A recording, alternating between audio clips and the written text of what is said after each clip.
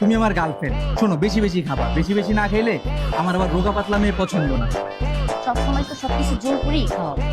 আরে মেয়েদের একটু জোর না করলে খাইতে চায় না। কিরে তুই রেস্টুরেন্টে মাইয়া নিয়ে কি করো? মাইয়া নিয়ে রেস্টুরেন্টে কি করছ মানে কেউ?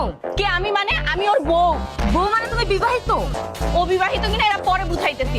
তুই ঘরে বউ রাইখা তুই মাইয়া নিয়ে রেস্টুরেন্টে খাইতে আসস? তোরে আজকে আমি খাইছি। বাবু দাঁড়া দাঁড়া,